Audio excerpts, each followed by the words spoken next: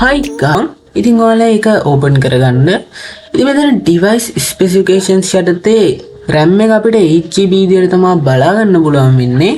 ඉතින් මෙතන ඊට යටින් තියෙනවා advanced system settings කියලා ටැබ් එකක්. ඒක ඕපන් කරගන්න. ඉතින් මෙතන ඔයාලට performance කියන එක යටතේ setting කියලා icon එකක් බලා ගන්න පුළුවන්. ඔයාලා ඒක ක්ලික් කරන්න. ඉතින් මෙතන අපිට visual effects තමයි default මේක select වෙලා තියෙන්නේ. අපි මේක advanced දාගන්න ඕනේ.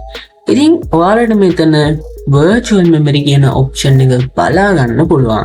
ඉතින් මේ virtual memory කියන එකෙන් සරලම වෙන්නේ ඔයාගේ hard disk එකේ space එකෙන් පුංචි කොටසක් RAM එක විදිහට එකතු වෙලා task ගොඩක් එකපාර ඔයාගේ computer එකේ run කරගන්න පුළුවන් විදිහට RAM එක වැඩි දියුණු කරනවා.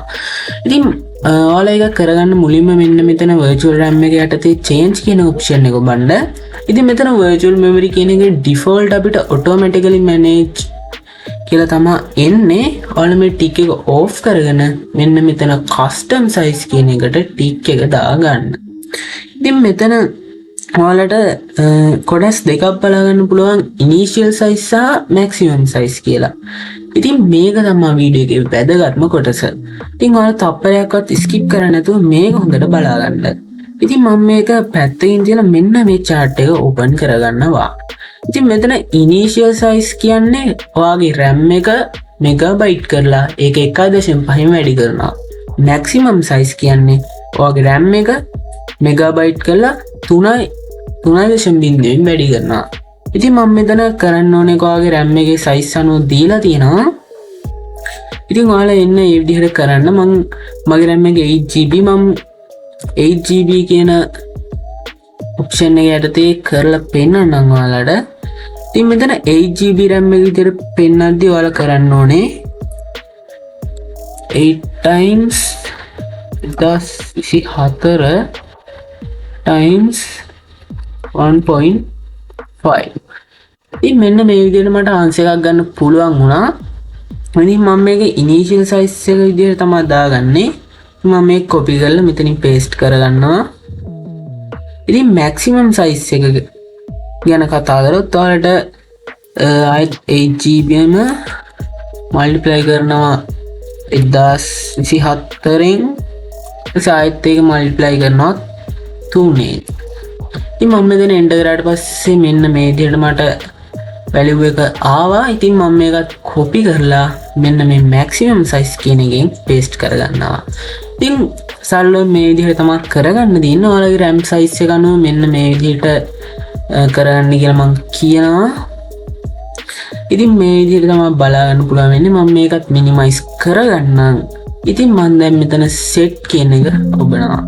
මෙතන මේ system properties එක ඒකත් okay දීලා මෙතනත් okay දෙන්න. ඉතින් මේකේ changes ටික add වෙන්න නම් මේ computer එක restart කරගන්න කියලා කියනවා. ඉතින් මම ඒකත් okay කරලා මෙතන apply දීලා okay දෙනවා. ඉතින් මෙතනත් okay දෙන්න. ඉතින් මම මෙතන restart කරන්න message එක ආවා. මම මේක restart කරලා ආයෙත් වීඩියෝ එක පටන් ගන්නම්. A few moments later. Okay friends, ඉතින් මම computer එක restart කරා. ඉතින් දැන් ඔයත් මේ option එක try කරලා බලුවා නම් ඔයාගේ computer එකේ ලොකු වෙනසක් ඔයාලට බලා ගන්න පුළුවන් වෙයි. Oh my god! Wow! ඉතින් මේ apps open කරද්දී ඒ වගේම මේ multiple apps එකපාර open කරද්දී හොඳ improve එකක් ඔයාලට බලා ගන්න පුළුවන් වෙයි. ඉතින් ඔයාලගේ ස්පීඩ් එකත් improve වුණාද කියලා පහලින් කමෙන්ට් කරන් යන්න අමතක කරන්න එපා. ඉතින් මේ වගේ සුපිරිම brand new අලුත් වීඩියෝ එකකින් ආයෙත් හම්බ වෙනකන් අදට මං sign out වෙනවා. හැමෝටම goodbye. Music.